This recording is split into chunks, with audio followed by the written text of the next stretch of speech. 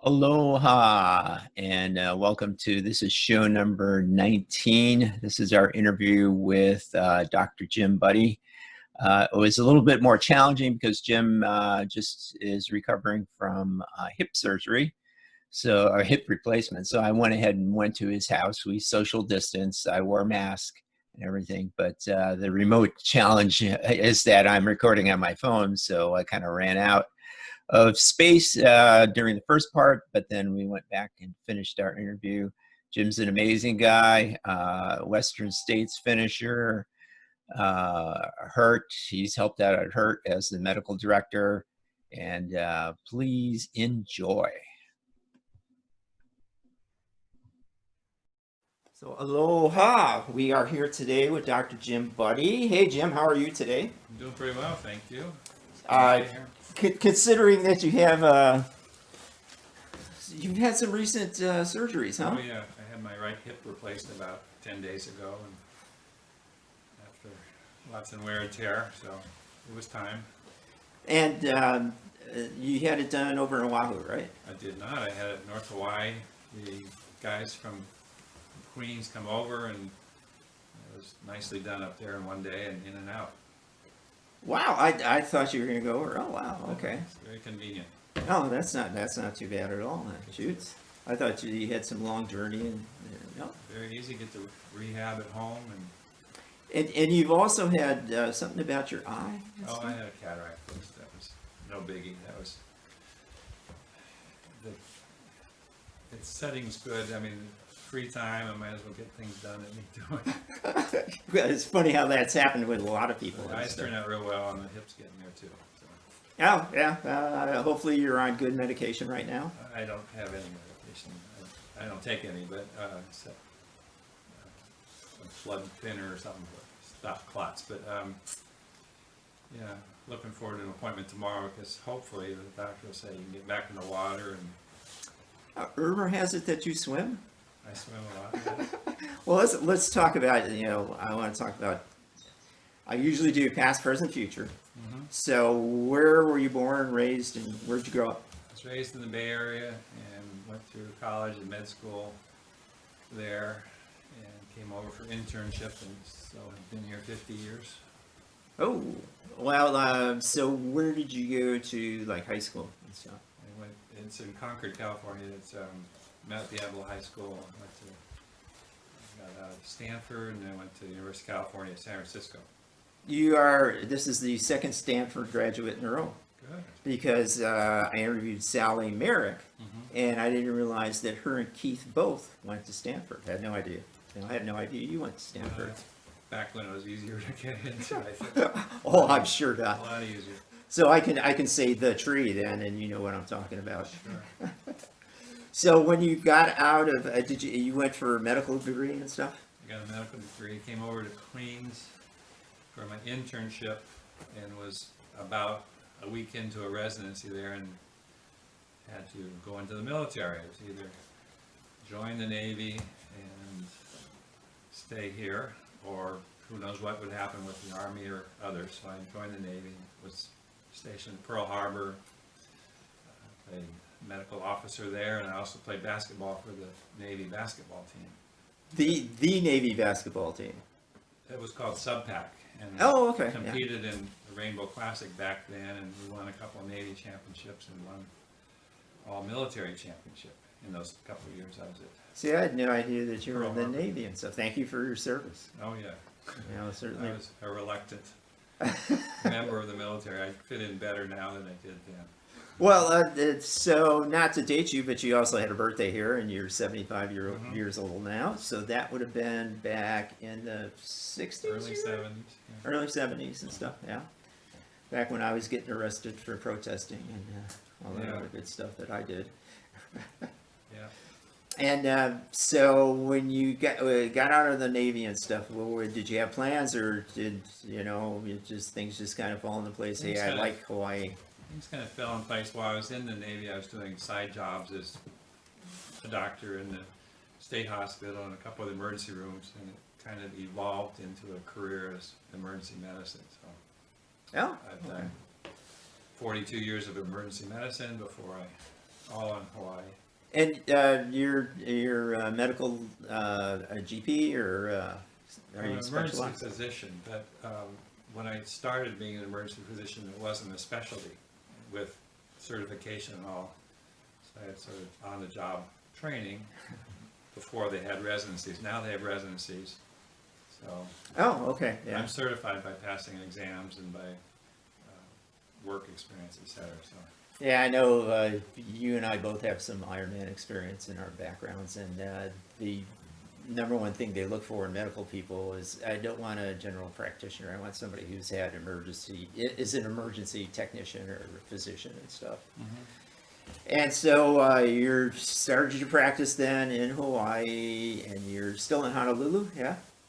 I did 15 years in Oahu, and then the last 35 or whatever number of years on this island exclusively. Now, when you were over in Hawaii, I would guess, although it was funny, I asked Sally the same question. You did Honolulu Marathon at the time? That was one of the first running. I did some lesser runs, and then I did Honolulu Marathon. And Was that your first marathon, Honolulu? Honolulu, I don't think so. I think I did the San Francisco Marathon before that, and maybe Run of the Giant Trees, or Run for the Giant, or whatever it's called. She had mentioned that to me too. She did that one because going to Stanford and stuff, and started running and stuff.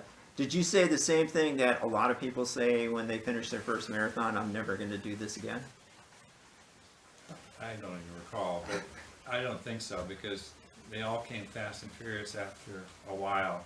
It was just getting into a new community and enjoying the experience of training with people and doing different events, different sports and different races. Was the Tin Man Triathlon happening back in those days?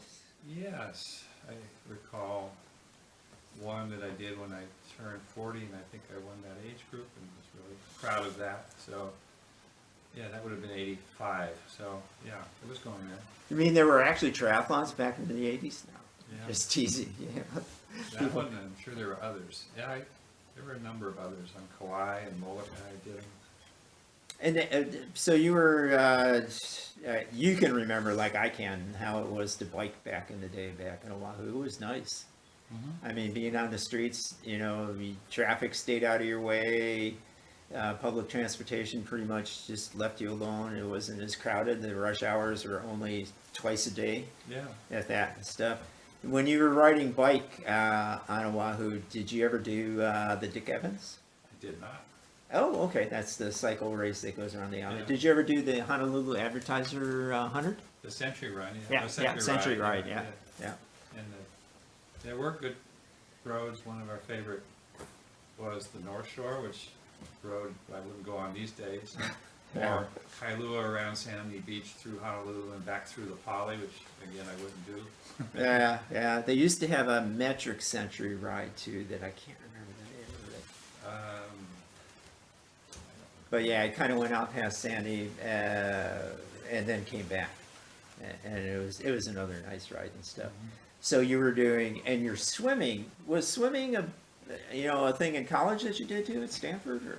No, that was a serious team they had there with Olympians, and I walked on one day and walked off. It was a short-lived attempt, but no, I just swam a lot and gradually got not better, but the people in my age group started peeling off, and so I started moving up the ladder a little bit. So. Yeah, it's something we can always count on.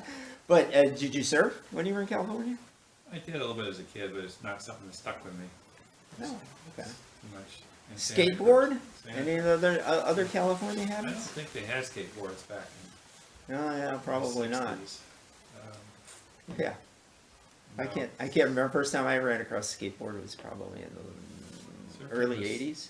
Surfing involved long trip to Santa Cruz and sitting in the water and being cold and waiting for something to happen, so I never got into it much. Yeah, not like we have here, fortunately for us.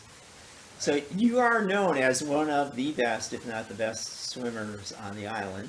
Certainly not just for your age group, but everything. And I'm going to skip ahead a little bit. You are part of the bunch of old guys that get together over at HPA, right?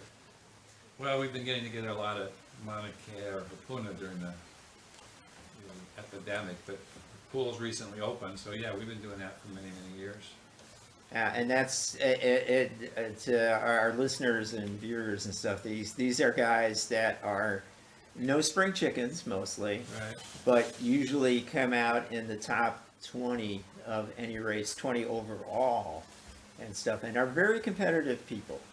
So when you're over in Oahu and you're biking and you're swimming a little bit, I would guess, doing some swims and everything, doing a Tin Man occasionally, did Honolulu Marathon, and then you started to branch out and you started to, when's the first time you can remember doing an ultra?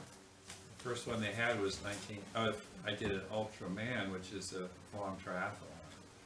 Yeah, so you did when the Ultraman is actually on this island right here, Yes. on the big island. When did you do, was that, I can't remember when the first one was. Started in 1983. So 83, yeah. That was a big year for me because I did a marathon, Honolulu. I did what else? Ultraman and the Ironman all that year. So that's your first Ironman too? Yes, there's only one more other that was in New Zealand. Oh, okay. So you did Ultraman, Ironman, and Honolulu all within 12 months. Yes. Were you diagnosed with any disease at the time? My psychiatrist will not answer that for me. What prompted you to do like Ultraman? Because Ultraman is, if people don't know, first day biking is like 96 miles, 94 miles. Second day biking was like 130. And the last day of the 3-day race is a double marathon, 52 miles. So, And you forgot the 6-mile swim to start. well, see, that's the easy part. I don't know, I was by then in a group of friends who were doing lesser events, shorter events, and whenever somebody popped up with an idea that they had heard of, they said, I heard of this race, let's go do it. And one of my good friends booked me into it, and we did it. Was there alcohol involved during this discussion? No, there was probably plenty afterwards, but no. And now Ironman, back in the day, as you know, and I don't know, it was easier to get in. Oh, yeah. You know, back then it was kind of like, have you done a marathon before? Yeah, well, yeah, okay, you're in. Give us your money. I don't know if they filled a quota or if it was lottery, or I had no problem getting in the first time I tried. Yeah, back then I don't think it was a lottery and stuff. Oh, and as a footnote, yesterday, yesterday, Ironman was indeed canceled. This was the Ironman that was usually happens in October here and was delayed till February, and now they've just kind of scrapped the plans in February and just said, okay, we're just going to reboot and start again. I don't know. I honestly don't know. I haven't checked to see if Honu has been canceled, which is supposed to happen in November. I haven't heard official report. Among the swims, I haven't heard officially about The King swim? King swim's out. Oh, yeah, that was out. Yeah. Kukio Oh, yeah. or double Waikikita's the only remnants so far. Yeah, and I just got the word that the Pu'uva'a run from Elliott. He Run took for the Dry Forest. Run for the Dry Forest, which last year you beat me, or was it the year before? I can't remember. I think it was the year before. It could have been last year and stuff. And they almost left out our age group. I think it was 2 years ago. They decided that we weren't going to get anything, which was okay, because we don't do it for that anyway. But yeah, Ironman's been canceled, and then Honu might be happening, although I suspect it probably will not. No. You know, would I make. hoped it was because I'd like to have done it and win something, including an entry to the Worlds, which were in New Zealand. Oh yeah, that's right. Yeah. If they were to go ahead, because 5 years ago I won my age group at Honu and got to go to Austria to compete Oh, okay. in the worlds there. So I didn't know that. that was good fun. Have you done any other? What's your marathon career look like? I mean, have you done like 50 marathons, 100 marathons? Do you even remember? 50 plus. I don't know. Yeah, that's when people ask me. I go, I don't know. I stopped counting at about 150 or 200. 50. Yeah. I don't know. Do you remember? Is there one marathon that kind of sticks out for you as either good or bad? Some that I loved include Avenue of the Giants in Northern California, Big Sur. That's a beautiful one. Yeah. One of the toughest ones I ever did was Pikes Peak. Oh, you've done Pikes Peak? Oh yeah, that one And sucks. the turnaround is at 14,000 feet, and that's probably the sickest I've ever been. At the top there, my friend said I was looking pretty green, and it was also very, very slow. That was one of the toughest ones. Yeah. And it's that one's running in July or August, if I remember correctly. Probably. Yeah, because I did the Salt Lake City Marathon one year and then tried to do Pikes Peak the next year, kind of thing. Once again, the stupidity of youth. Yeah, again, that's something some running cohort friend says, let's go do something, and we have a road trip, and we're not there to compete or get in shape, but just for the experience. Have you ever done Kauai Marathon? No.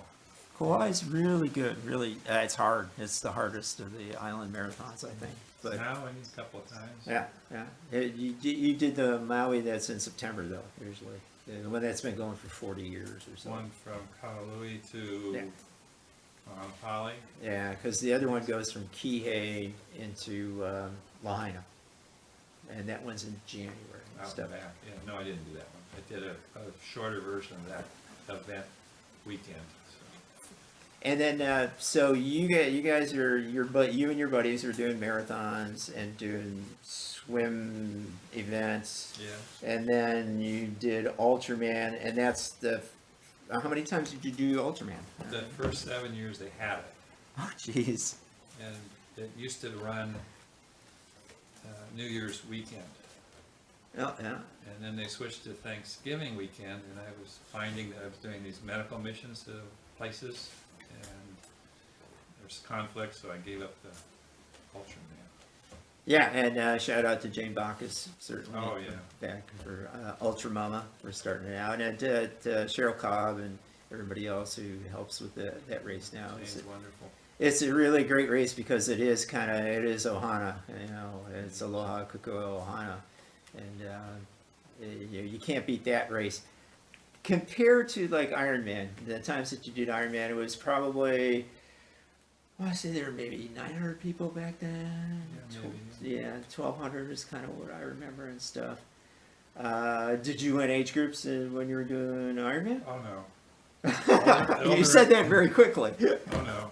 That was pretty serious competition. As I got older, I started moving up sometimes to the podium in various events, but not that one. So what if you were to compare and did you did Ironman? Did you do any triathlons on the mainland and stuff? Any Ironman distance or?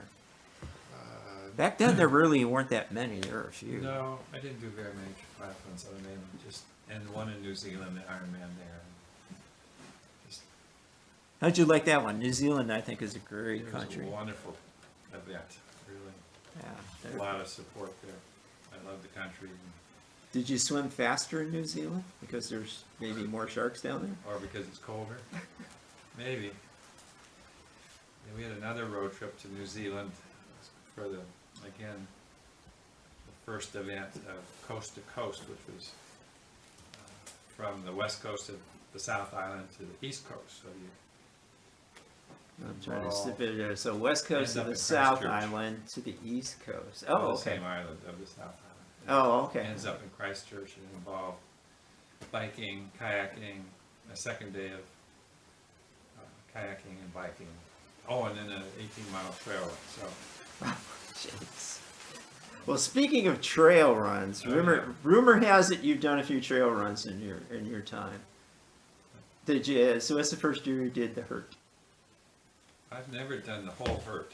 I'm part of Hurt team, which is Hawaii Ultra Running Team, good friends with John and PJ, who started the whole thing. In fact, first time I ever met John Salmonson, who started HURT, was running up the hill in Maui, the Run to the Sun. Oh, yeah. And we ended up running the switchbacks together and introduced ourselves and started talking story and ended up being great friends. So once he figured out he was in the same age group as, or I was in the same age group as him, he started speeding up a little bit. Yeah, good friends. Yeah. Notice how that happens. So that was an ultra, but not a trail run. So Yeah, the Run to the Sun, they were trying to bring it back last year. And they had permits, but they couldn't get the final permitting to do it and stuff. And it was going to be expensive too for the permits. So Oh, the was it? government was going to stick it to them for the permit. Oh, yeah. Some people wanted to kind of do it unofficially kind of thing, but I think that kind of fell through. I mean, it's not very, half of me goes, that's very aloha, half of me goes, that's not very aloha, to do stuff like that. You don't want to ever get any of the organizations in trouble, by doing, runs and stuff like, let's just get together and do Ironman in October kind of thing.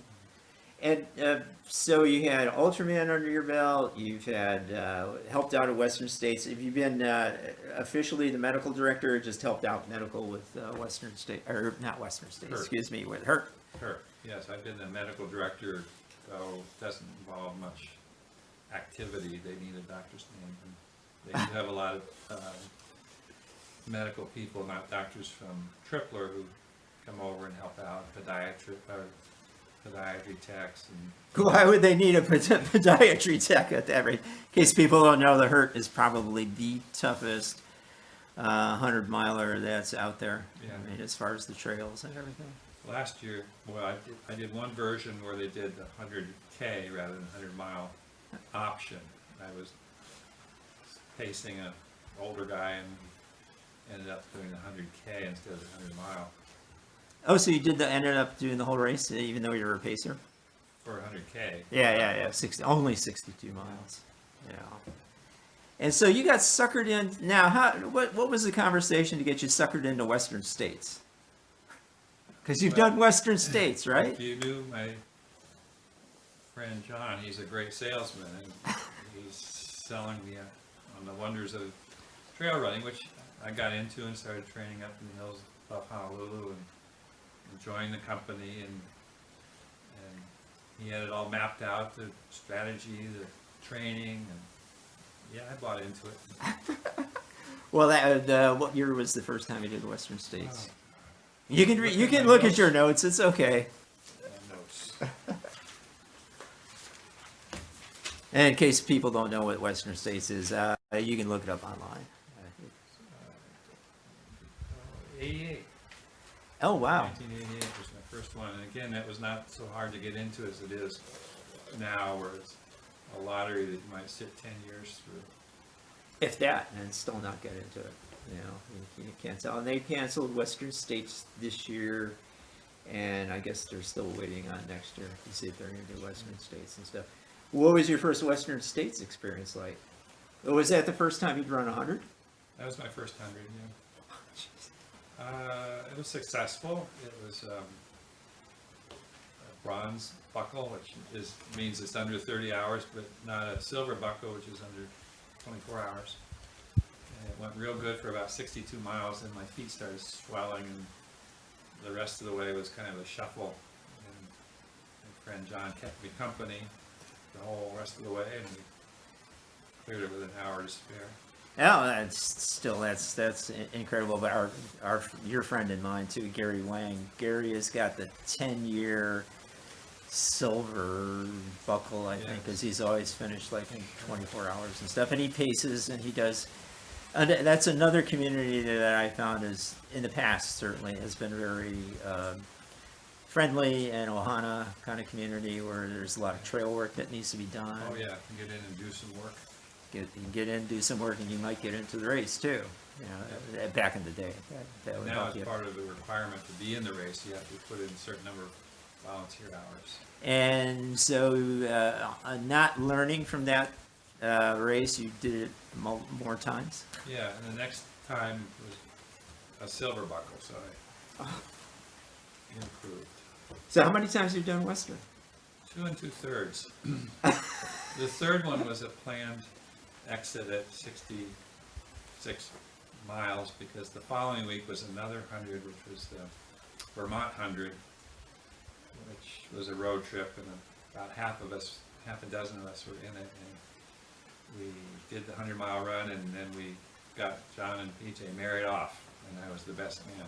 Oh, sweet. Yeah, Justin Young did Vermont 100, a friend over on Hilo side. He did it. That's a race that's, again, you run with cows, right? It's Horses. beautiful. If you get off course, you're more likely to run with cows, but you run through covered bridges and through streams and dirt roads and trail. Was it hot? I'm guessing that race has been known for being hot. It was, but it was not as steep and rugged as Western States. So this was within what, 3 months that you did both Vermont and Western, but you pulled out at Western. 1 week. Oh, 1 week. Yeah, Jesus that's Christ. why I pulled out of Western. So Just this weekend we're going to do Vermont, and then next weekend we're going to do Western. The other way around. So I wanted to save something for Vermont. Oh, gotcha. And people argued with me, you can't drop out. I did. It's funny how as you get wiser, I won't say older, that you end to be better in responding to what your body is actually telling you, as opposed to what your friends are telling you. Yeah. Well, I and probably most of my friends aren't in it to compete seriously at the top, and so the interaction is what's important. Well, you guys were, now that I hear, I didn't realize you had this whole band of gypsies going around. The latest group of people was, what do they call them, the Coconino Cowboys, where Jim Walmsley and a few other people, I think Joshua Stevens and other people that I know, via, the interwebs and stuff, they did this the last few years where they've kind of gotten together, competed with each other, as opposed to, hey, we want to go out and win the race. Certainly they want to win the race, but it's kind of like, this is what we do. Yeah. So, and you guys are doing this in the 70s, 80s? 80s, yeah. Up into the 90s? Did you guys get we had some good road trips. We did a run across Washington, which the Lewis and Clark Trail was the 100th year, or the centennial of the state, and so they had a run across Washington, a multi-day stage race with stopping at little towns each day for a week and having celebration at the town. Great fun. So run like 40, 50 miles a day, or sometimes less, depends. It was meant to be 10-man teams, but we did it with 5, so we had probably 100 miles each total. That's not too bad. That's not at all. That's interesting places to stay at night, so it was good. I would say that's back in the day when hotel rooms were fairly inexpensive and stuff too. Yeah. And so, as you guys were traveling around, you were still on Oahu, right? Or you're still here? Or you were on Oahu then? I think I was on Oahu still till about 85. So yeah, I may have been back here by then. Oh, okay. But I mean, you were all, I would guess that most of you were either single or freshly married, or didn't have the kids floating around to help you, or kids to deal with. No kids in my case, but there was a partner, now wife, that was with me in some of the trips, and otherwise here, supporting. Oh, Madeline was back then doing that stuff? She'd take part in some of the stuff, but not the travels usually. Oh, okay, yeah, she's an excellent runner too. Yeah. She is a very good runner. Yeah, part of my motivation, I don't know if it was part of your motivation, I chased women who are faster than me, which are a lot of our friends, mostly. Yeah. That's good. So when you were traveling and stuff, it was because you had a certain amount of flexibility because of your practice, so you had a couple of weeks off that you could go. Well, my job was, as an emergency doctor, I had an office to take care of our employees, so I could work shifts and bundle them together and then take time off, and rarely had to change plans. There was one race, the 100 Angeles Crest 100 miler, where I was at the start line, and because there was no backup, I was called away to come back and work. So I had risked that nothing bad was going to happen to my partners, but something did, and so I had to come back, and I missed that race. But oh, that's a tough one too. but yeah, I had free time, and maybe I was a bit selfish to do all these things, but I did them. Well, I don't know. You know, that's something I ask myself nowadays, especially now with COVID happening. Yeah. I see people sticking their butts out in areas that, you know, we don't want you to have to use up emergency services now. They got enough on their hands to deal with. Right. And I stick mostly to where I run, which is like 15 minutes away from where I can go.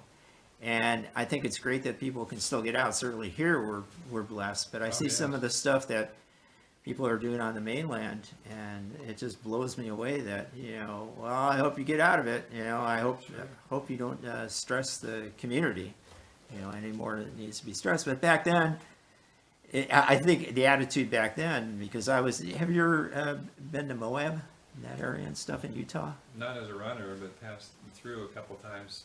Well, I ran Grand Canyon once, but I guess that's close. Oh, so it was one state over. Rim to rim to rim? Rim to rim. Rim to rim. Oh, okay. Still good back in the day. I just saw that the government passed some additional funding finally to improve the water system down at the bottom of the canyon there, because it's like 40 years old, and Yeah, probably. you know, needs a little A bit lot of of leaks, yeah. yeah, needs a little bit of repair. But yeah, I used to hang out in Canyonlands and do stupid things when I was young, Oh, yeah. you know, like, and solo a lot. Sure.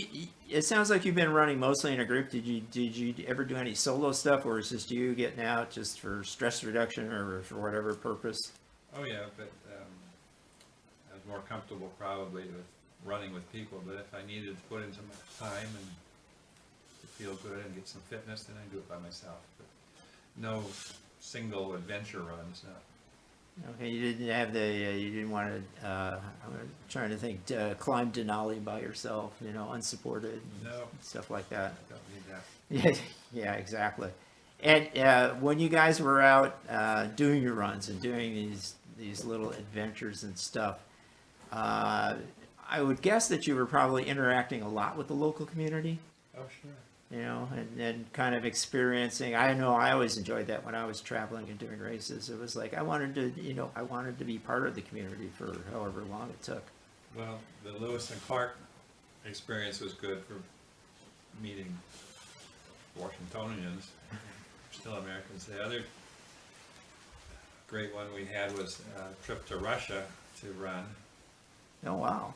It was an event put together by the Sports Authority in Pravda in Russia, and people came to run 10 marathons in 10 days in this. It was called the Golden Circle Marathon, Ultra Marathon, because it was a famous area where there was a church city about every marathon distance apart. So a few Canadians and some mainlanders and 3 of us from Hawaii and about 50 Russians did this day to day to day. Wow. Yeah, so I never heard of that. may have not happened a second time. It's funny how that happens, yeah. Yeah. Were you guys on the trains and stuff to get around? We were running from one place to another. Never used trains, but it might have been a little. Pick up. Okay, we're back here with Jim. We moved him to a new position, and because of a technical difficulty, I stopped recording. Okay. And actually, with this, you can see me in the window here. I have my mask on and everything. And we're still talking about the race across, what was the Russian race called? The Golden Circle, because it went in an arc from all these towns that were often had a lot of gold in their churches, in the famous churches. And it was 10 marathons, 10 days. It was. Oh, jeez. Let me move this a little bit closer because I know the sound. That's perfect. And you had to look up the guy who helped organize that from the American side? From the American side, Joe Oakes was the honcho that pulled us all together from a few states. There were 3 from Hawaii, and he's well known among craziness among ultra events like going around the world with sailing, biking, running, nothing with engines. Oh, that's very cool. And he did the first circumnavigation. He did. He started Escape from Alcatraz Triathlon, and he's done many runs and swims, but he was our companion and guru on this Russia trip. Is he like old like us? He's even more old. He's pushing mid-80s, I think. Oh wow! And But he's active still. did he ever get into why he started Escape from Alcatraz? Just something to do? He lived in San Francisco at the time and was hooked on Alcatraz, and reportedly he has the Alcatraz Swim Manual is a book that he wrote, and it's available somewhere. And he reportedly had 25 to 30,000 people that he helped entry into swimming from Alcatraz, being their companion or guide, and over the years. And have you done that race? I have. And if I remember correctly, the water isn't the best. You don't see very far in it, and it's pretty chilly. Yeah. Did you ever see any big critters? No, but a week after I did it, there was a viral video of a shark jumping out of the water with a seal in its mouth, right off of right by a tourist boat, right off of Alcatraz. Yeah, we staged it for the tourist. Yeah, Yeah. A photo opportunity. Well, unfortunately, too, I guess this last a couple days ago, there was a great white attack in Maine, which is pretty rare. Yes, very rare. And fatality, unfortunately, too. And we've had a few videos that I've seen. Well, no, the videos are actually from Florida, but there's been a few cases of at Hapuna there was a tiger that was coming in pretty close, Right. is what I heard. Yes, there is. They're out there somewhere. That's where they live. Have you ever seen any while you're swimming? To be Not honest, I tigers. never have. I've seen sharks, but not tigers. Oh, okay. Thankfully, I think. I was thrilled when I went on one of my first dives. I don't know if you knew Larry Leadham. And Larry got me certified and stuff, and I went down and I got to see a barracuda. Nice. You know, which is, oh, that's cool. I'm just as scary as sharks, probably. Well, I was too dumb to be scared. So now on the Russian race, again, you were 10 marathons, 10 days, going from church to church. Well, city to city, most of them had a prominent church. So each time we reached the next city, they'd have a celebration, and the mayor and the sports club or Kiwanis Club or different groups to host us and feed us and entertain us. And it was a combination of Joe Oakes organizing it from this end, let's say, and the sports authority, the Russian sports The authority. Russian Sports Authority and Pravda and whoever represented France and Canada and Germany, they were also there. Wow, so it was, A few of multinational. each, yeah. How many total people would you guess it was, maybe? 70 or 80. Oh, wow. Half of them were Russians and the rest spread out. And I forgot to ask you, too, what time of the year was it? Oh, I can't remember. It was probably... Was it cold or was it warm? It was warm. Oh, It was okay. very warm. Not insufferable. I think they had a lot of mosquitoes in a couple of places. So it must have been middle of summer. Yeah, well, then, yeah. I went to school in Minnesota, so I know all about that. Sure. You know, did you ever do there was a marathon, it still is a marathon, in France, where it's run in the vineyards? Did you ever do that I one? have not. Sounds tempting. Yeah, a few of us been talking about it for a few years. I don't know if travel is going to be happening anytime soon, Put it on the bucket list. Yeah, I mean, it sounds like it was fun. I think old Liz, who's done Ultraman, she had kind of talked about it, and then Cheryl Cobb and a few of us had kind of gone, yeah, back in our silly days. So what other silly adventures did you have outside the mainland, let's say? It's a good swim trip, a boys' trip on a sailboat to the Caribbean for a swim race. I don't know if I mentioned that already, but that was good.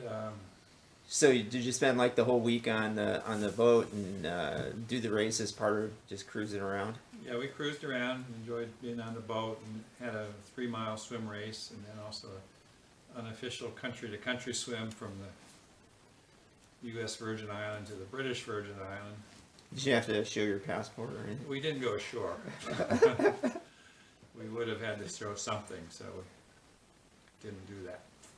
I just saw that a few people from Oahu just did an inter-island swim.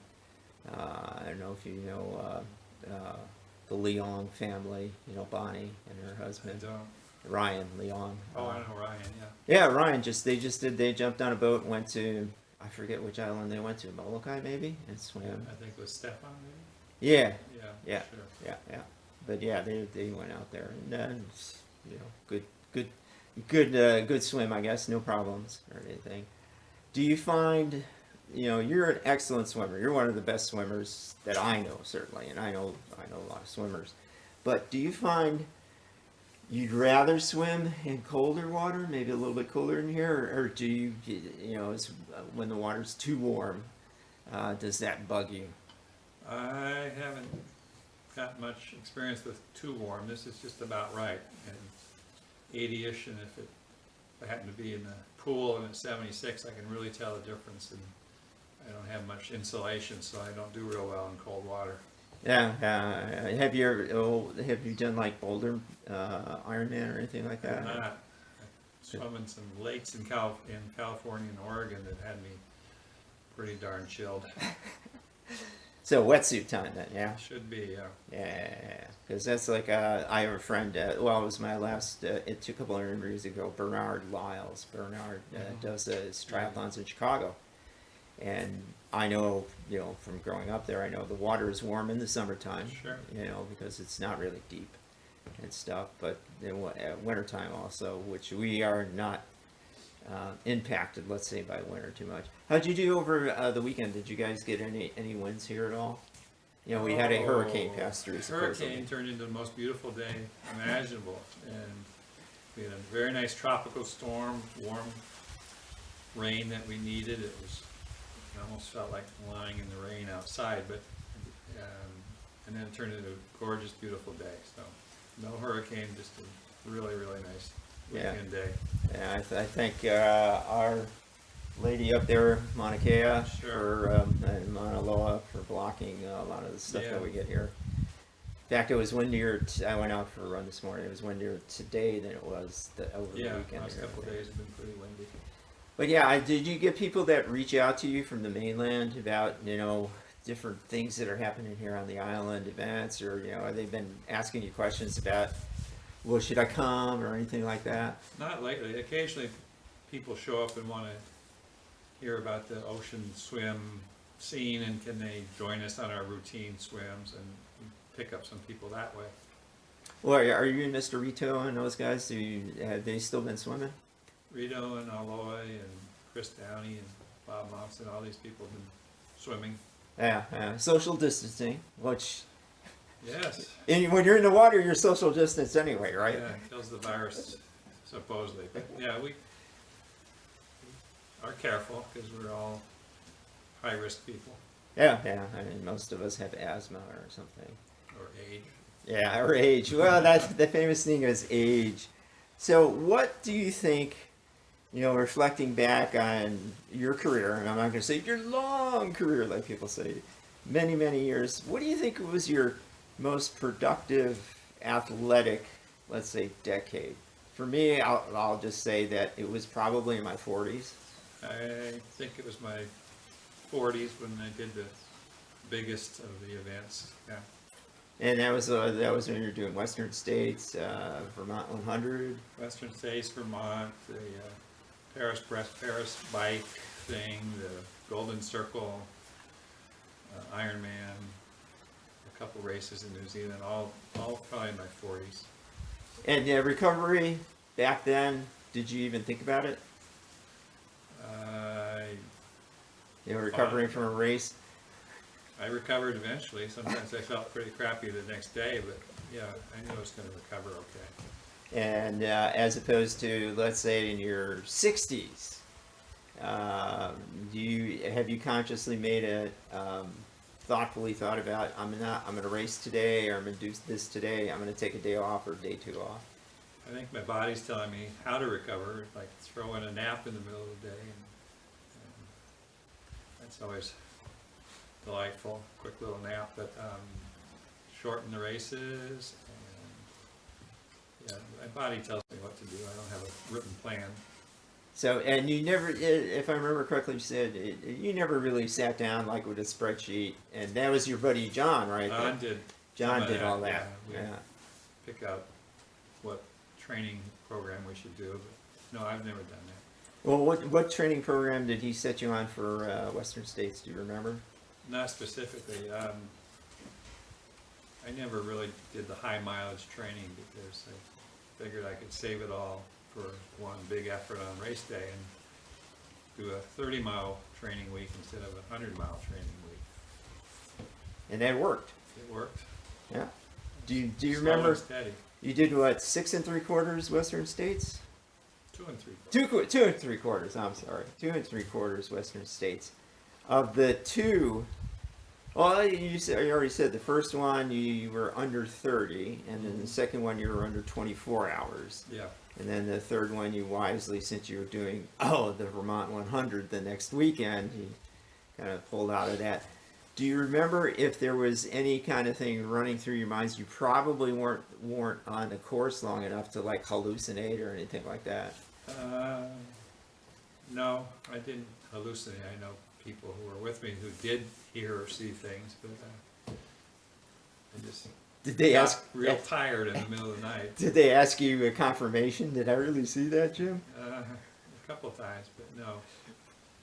Just try to run with somebody during the night times and maybe have a conversation or sing a song or do something to stay grounded. You know, one of my fonder memories out of the Rocky Raccoon in Texas, which I did not last year, year before last, I guess now, was listening to somebody vomit in the middle of the night in the distance. Yeah. It's kind of, look at that. Yeah, it's probably real. Did you ever get sick during any of them? I mean, as far as nutrition wise, or just basically you ate what you felt like eating? I never got sick. I mean, I mentioned the worst feeling I had ever was at top of Pikes Peak at 14,000 feet, but as far as GI upset or feeling sick. Did you ever get that bloat feeling that you can get sometimes when you know, usually I will get it if I take in too much sport drink without water? Not that I recall. I just, fatigue and depletion are more likely than a bloat, so I don't think I did. Oh, okay. And you did have, you mentioned too that your feet trashed you on the first Western States there.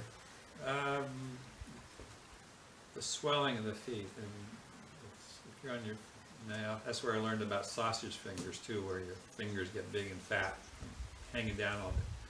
But I think the feet just got swollen, and I didn't loosen the shoes, so it was painful. But it wasn't blisters or sores. Have you ever done a race where it's been raining the whole race?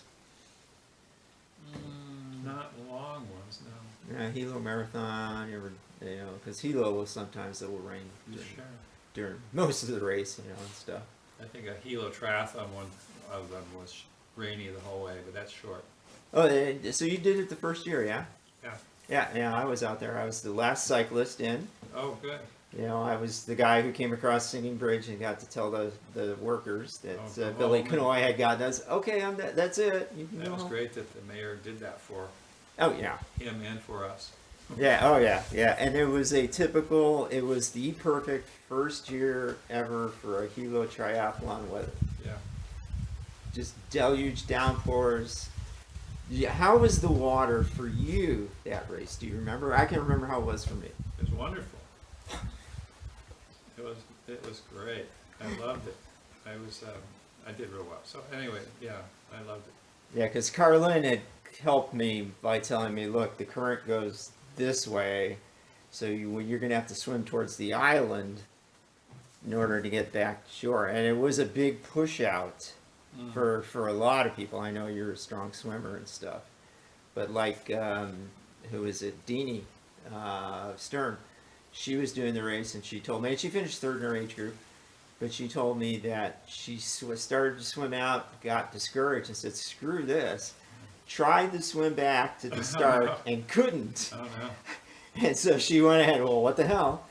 And then went out and went ahead and swim. And I know a lot of our Kona kids are not used to the reefs because Right. there's 2 reefs that you have to kind of swim through, if I remember Yes. correctly. And you just probably just cruised. It went real well. I was in the in the main group, and I was the first swimmer out of the water. And at a 70-year-old, of course, I was wearing a wetsuit, which others were too, but that increases the speed a lot. So Do you ever, is there a brand of wetsuit that you particularly like? I've only really tried Xterra. I'm not into, don't use them very often, but I think Xterra is what I've used. And you've never impressed me as I mean, I saw your bike out in the garage here and stuff, but you've never impressed me as being a equipment junkie. Not really. You know, it's kind of whatever you can afford and whatever. Yeah, secondhand triathlon bike and whatever fits. Well, yeah, that's true. Again, you are how tall again? 6'5" or 6.5. Used to be 6'5". It used to be 6'6", right? Now Yeah, you're 6'5". I have measures 6'5" something. So yeah, you do have to kind of be worried, or at least make that a concern and stuff.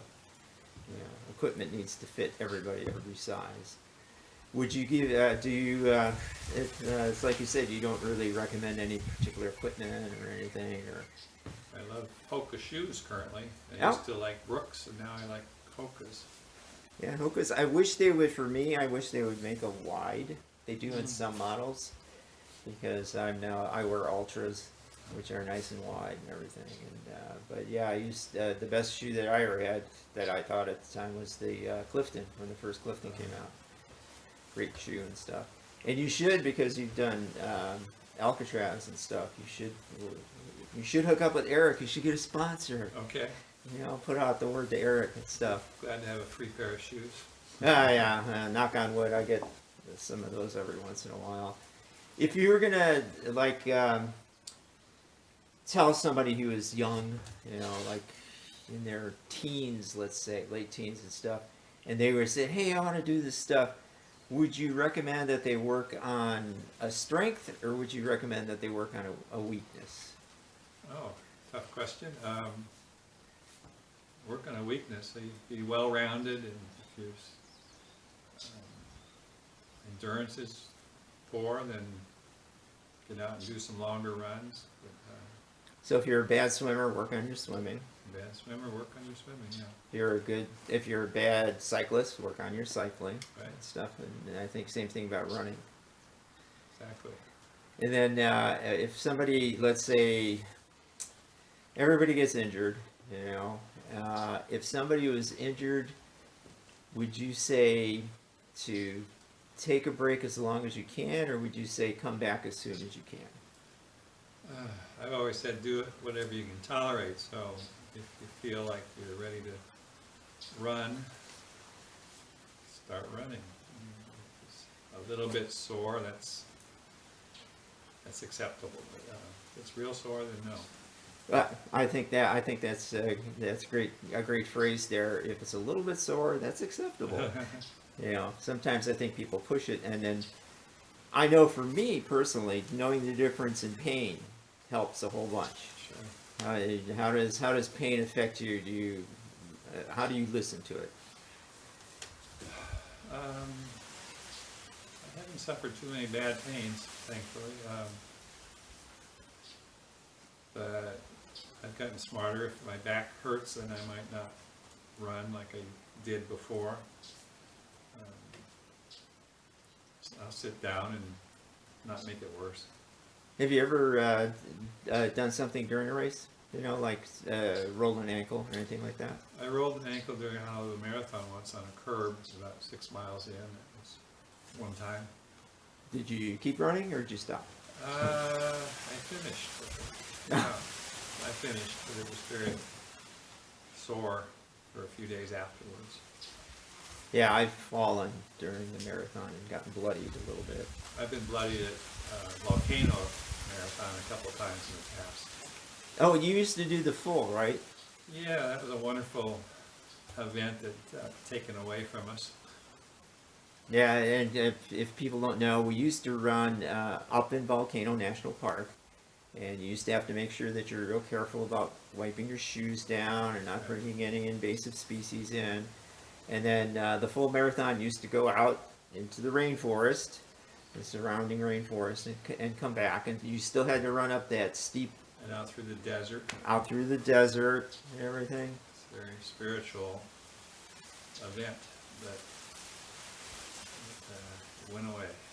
Yeah, yeah. Once Holly Mama went off that one year, the last year that they did it, the 10-mile course was actually the best ever was, because you didn't go down into the caldera. Oh yeah.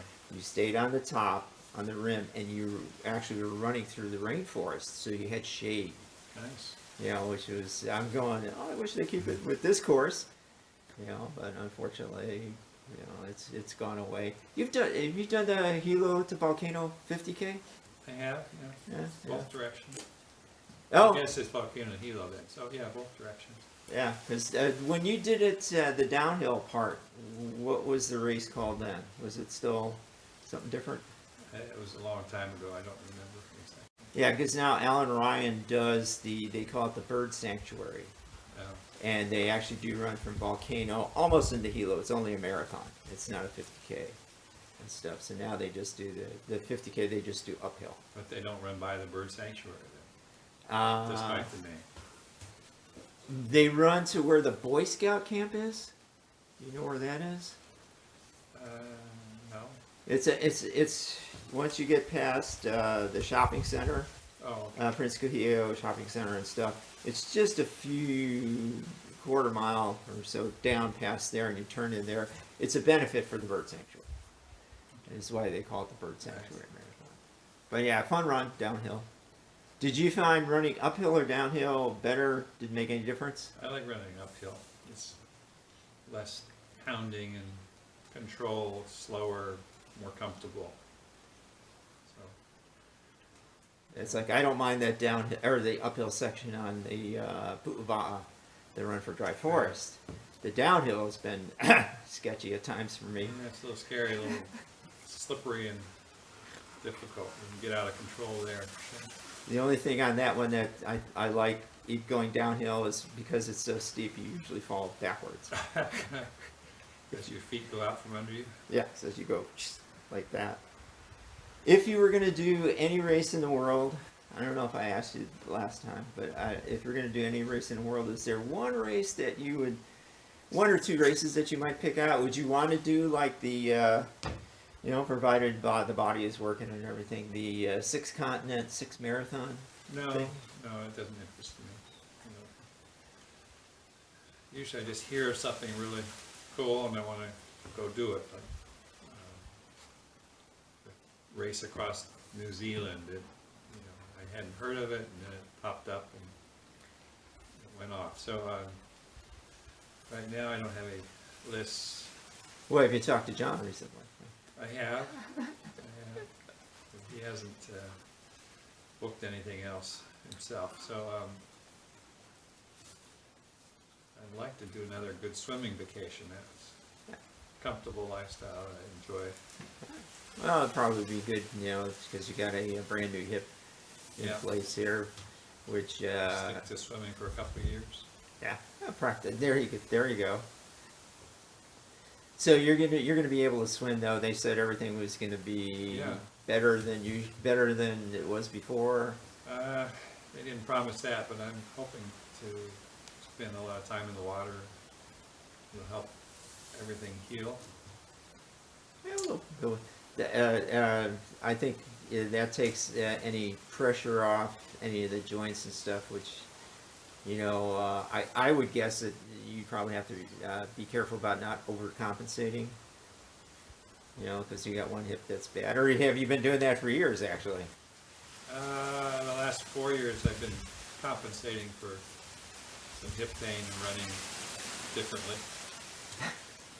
Not as well, and a little probably funny looking.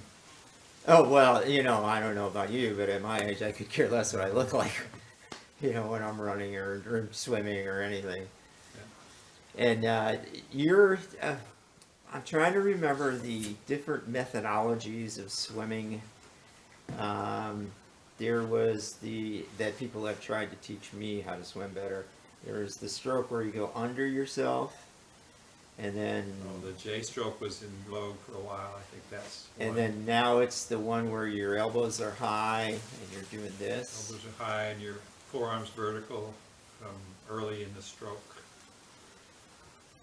Is that anything that you have consciously tried to practice, like when you're in the pool and stuff? In our masters workout at the pool, we sometimes do drills for that. It's seems to give you more pull, but it's a big strain on your shoulders if they're not the strongest, and it's hard to do.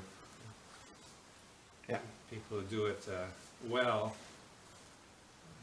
pretty strong people in the shoulders. Yeah, I found that when I tried to do open ocean, I always do open ocean Right. stuff. When I tried to do it, I went, these people know what they're talking about. Man, my neck and my shoulders are just very sore. I don't know if I was faster, probably not. And didn't you say that you were looking forward to, there was a swim, since you are now in a new age group, Oh yeah. and what was this, the Masters World Championships? There was the national championships this year in San Antonio, and the national championship lake swim in Oregon, but those are just yearly events. So they were on my calendar for this year, but not now, obviously. Are they U.S., what would it be, USA, not ATF, but that's track and field. USMS maybe? Yeah, FEMA, I think, are the world's ones. There's those, I think, next year in Japan, so that might happen too. yeah. We'll see. Yeah. And did you ever have ambitions about getting into the Olympics and stuff? No, it's a whole different caliber. Well, yeah, I mean, I'm surprised No. you're such a good swimmer. No, I mean, no, no. I'm good for my age group, but totally different league. Well, yeah, I mean, there's, I think you probably would rather stay healthy and swim strong as opposed to train for an event like that where you just wreck your body. Swimming's for fun, not for winning something. If I win, if I lose, it's just because I'm there, it's fun. There you go, absolutely perfect. Did you ever swim with, he was my neighbor for a while. He only won 7 Olympic gold medals. Matt Biondi? Yeah, Matt. Yeah. When he was on the island and stuff. Sure. He had, from the start, he'd show up at master swimming and go down his own lane, and everybody would stop and watch because his stroke was so beautiful.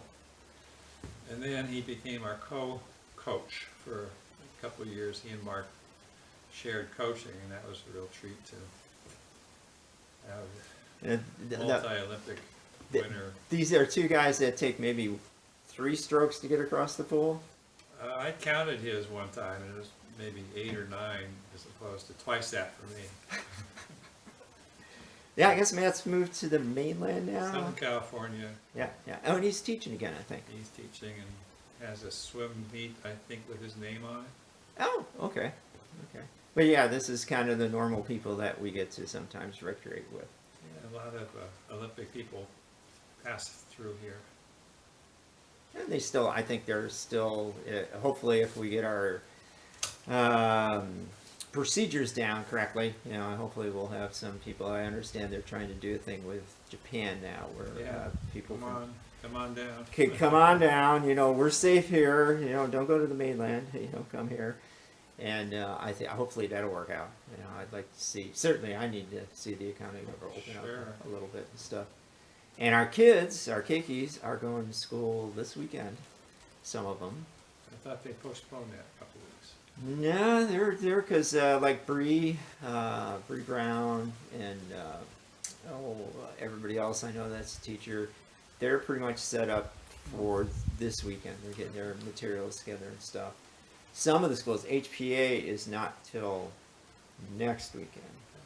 Because our good friend Mark is going to be doing his little adventure this weekend. He postponed it from last weekend because of the hurricane and stuff. So he's got this weekend. He'll be out Saturday, probably at 3, doing a run from Waipio Valley up to the top of Mauna Kea. Sounds like fun.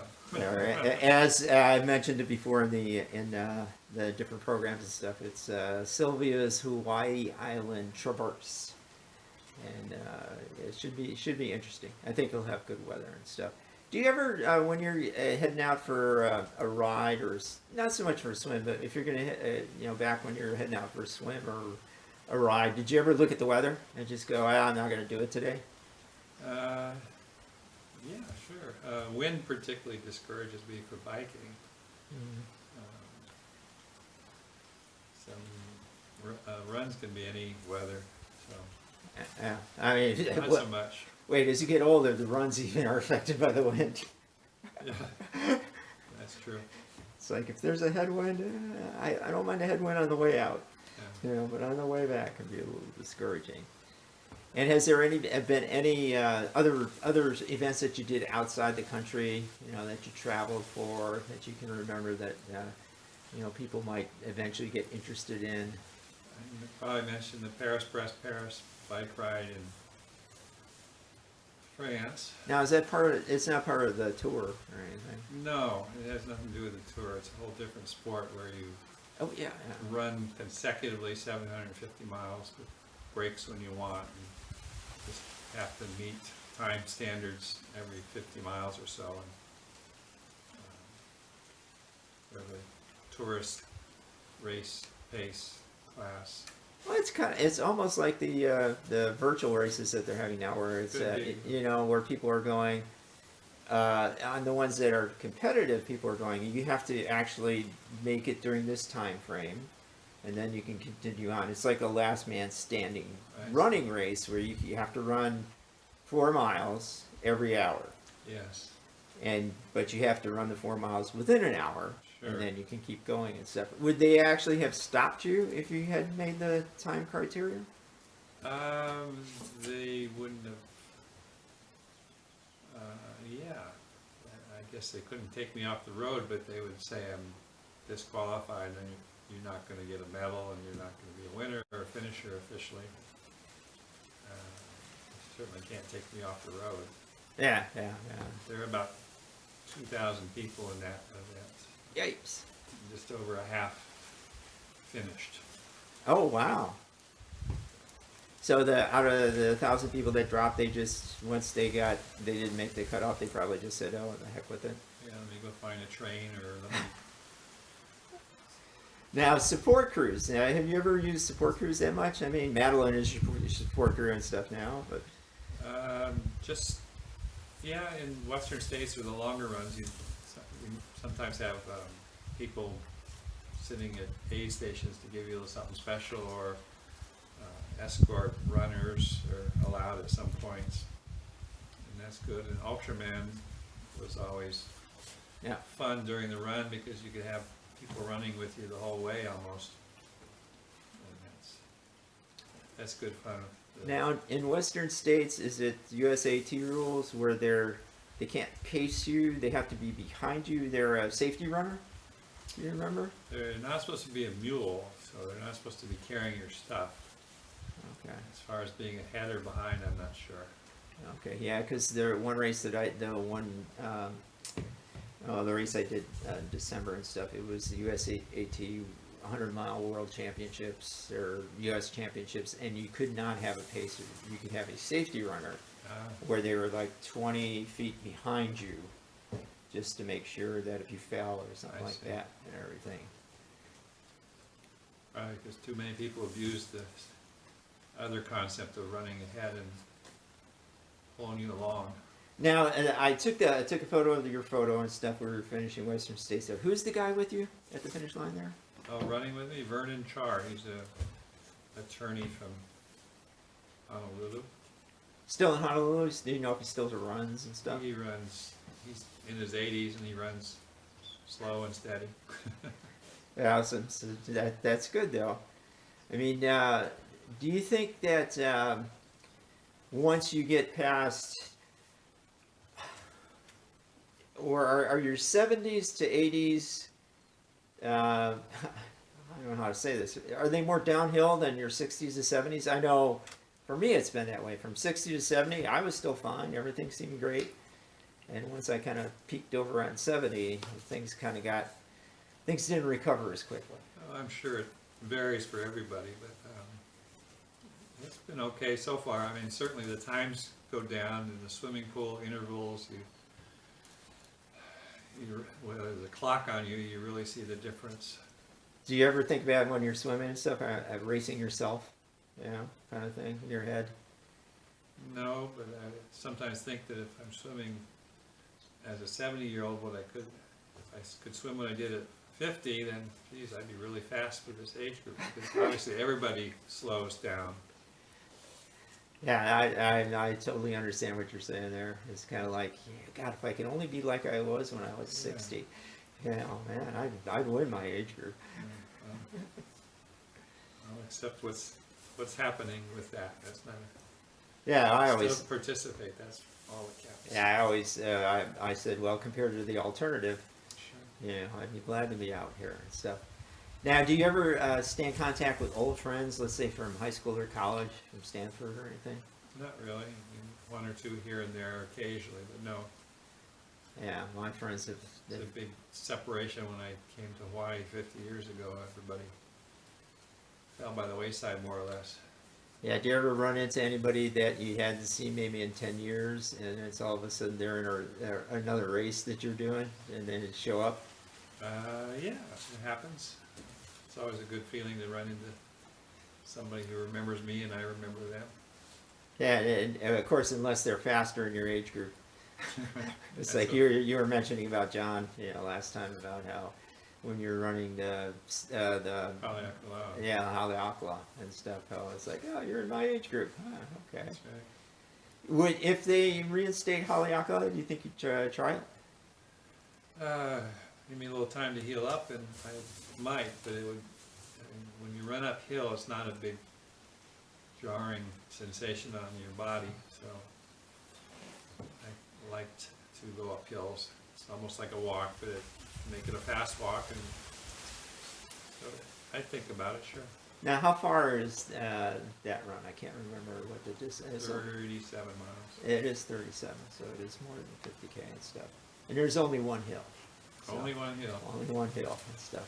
There's about a quarter mile of flat to very, very, very slight downhill, so it's broken up one point.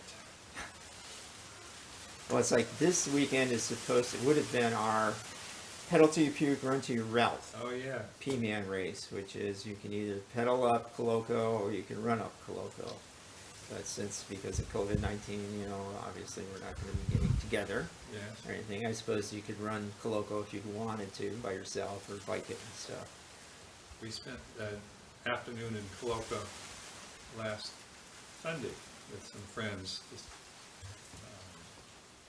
and most of them had done that bike ride and either gave up or made it, but yeah, they weren't aware of the phraseology "run till you ralph" or "pedal till you puke." Did you ever get a chance to race with Mr. Armstrong, with Lance, when he was on the island here? No, but I saw him a couple times, and once I was biking along Queen K at the 78 or 9 mile mark, approaching the scenic lookout, and some cameramen came out and started taking pictures of me, and then they realized their disappointment and went away, and then shortly after, Lance came zipping by. So, hi, I'm not Lance Armstrong. I thought they were a bit confused, and they were, so I had seen him a couple times, and also at Kohala Ranch, I think I saw him biking there. Yeah. Uphill. Yeah. I am so envious of people that are good cyclists. Oh yeah. I'm envious of you guys that are good swimmers, great swimmers. I know I will never, no matter how many times I practice or anything I do, it never gets to the level that you guys are at, but I'm happy to get in and out of the water, and fine. But cyclists, I'm really kind of envious of. Are you envious of his interviewing skills? Because he has a podcast, When he first started the podcast, he was horrible. Yeah. I mean, no offense, Lance, if you're listening, you probably aren't. But the Ironman, when they first started a podcast, they were horrible. And I had been doing a podcast since 2005, and they hadn't started until like 2010 or something like that. And they had horrible quality, and they were just doing, there wasn't video, it was just audio, sound, and stuff. And I hear now he makes like $250,000 on his program via sponsors and stuff. Could be. Yeah. So if any of you sponsors that sponsor Lance Armstrong would like to sponsor the Hawaii Ultra podcast broadcaster, I'd be glad to take some financial support and stuff. But yeah, did you see the TV program that they did about him and stuff? I didn't. It was a 30 to 30. It was funny for me because I knew exactly where he was. I lived in Aspen for 25 years. I knew him when he was in Aspen. And the street he was running down, I know where that is and stuff. And then they showed a brief shot of him at Honu. Yes. You know, just... He passed me there too, because... So you have raced Lance. I guess I did race him because I was in an earlier heat maybe, but I do recall him, I was already in the bike, and he came zipping by in the first mile or two of the bike. So my heat must have started earlier. And if you remember correctly, that year it was windy. Yeah. And stuff. And he set the record, which still holds. Yeah, it was astonishing really to see him, you know, because I was race directing at the time, and aid station directing, and to see him on the bike with the motorcycle support teams wiggling in the wind, and he was straight as an arrow. And he's strong.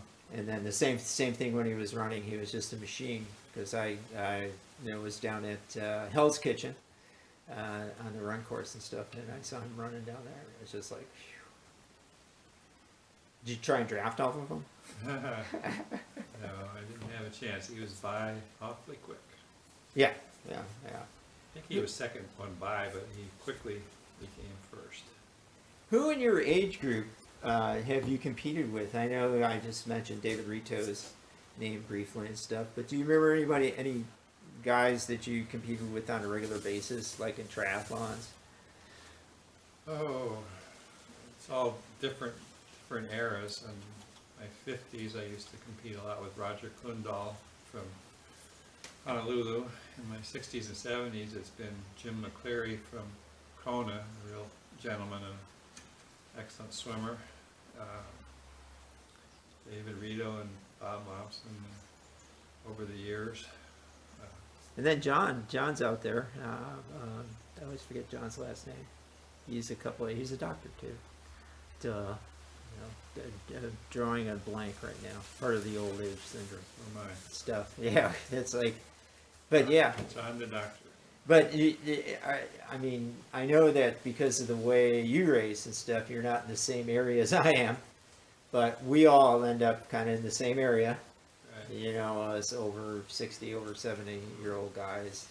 And I can still, I'm astonished that I can still be envious of people, even though I know my own capabilities. It's like, gee, I wish I could swim like him. It's like, you know, it kind of is what it is. You know. There's always somebody faster and somebody richer and somebody better looking, so just accept what is theirs. Well, I don't think there's anybody better looking than us, to be honest. Okay. Certainly you. You have hair. You're able to grow your hair out and stuff. You're, what, 2 weeks out of surgery? Yeah. You look great. Thanks. I mean, you look like you're all healthy and everything. Yes. And mentally, you still seem to be on top of things. Fooling myself into believing that, yeah. Was there anything that in those long hours that you had to do in ER and stuff, when you were doing those hours as a doctor and everything, I'm assuming you focused strictly on, here's my patient in front of me, but was there ever those thoughts about, after finishing, let's say, a long session, well, this was harder than a marathon, or this was harder than, anything else I've ever done? No, I never compared the two, sports versus job. Some days at work were harder than others, but never brought to mind sports. And I would love, my schedule allowed me sometimes to do sports before a shift or after, but they didn't merge in any way. Did you ever use, well, we all have to some degree, used like doing a sport after, shift, use that for stress reduction? Not specifically to reduce. I think I'd be more stressed if I didn't have sports and just conveniently fit in here or there, but not a bad day in the year. I said I better go out and run 10 miles to cure myself, but the sports fit in where they could. But yeah, they are therapeutic, sure. Yeah, oh, good. Yeah, somebody had mentioned too about like professional sports are starting to come back. Right. And they had actually said though that sports are the reward for a healthy society, not the other way around. You don't get a healthy society because of sports. Well, we'll soon find out as these leagues begin whether we cure the society. Yeah, and I think that's that's important nowadays and stuff. But I was still encouraged. I encourage everybody when I do my little, I do a little video when I turn around up on the road there and I run. I just say everybody stay active, stay healthy, stay responsible, and show aloha. So as kind of a wrap up, is there any kind of message, advice you want to give people, whether it's about sports, about health, about Hawaii, about you? No, I just hope everybody stays active and healthy and doesn't make excuses about being active and gets joy out of being active, and active lifestyle leads to good friendships and good memories and longevity and healthiness. Mahalo to Jim for taking the time out to talk to us. He's had a great career, still got a lot of career ahead of him, even at 75. So an inspiration, certainly. But thanks for him to give his time. And thanks for watching or listening. You can catch us on YouTube. You can subscribe to our channel there. You can go to our homepage, which is hawaiiultra.com. You can find us on iTunes, Stitcher, and anywhere podcasts are. So again, hope everybody's having a great August. We're starting August now. And still thinking about Tommy Rivs and what he's going through right now. So a shout out to Tommy too. And aloha.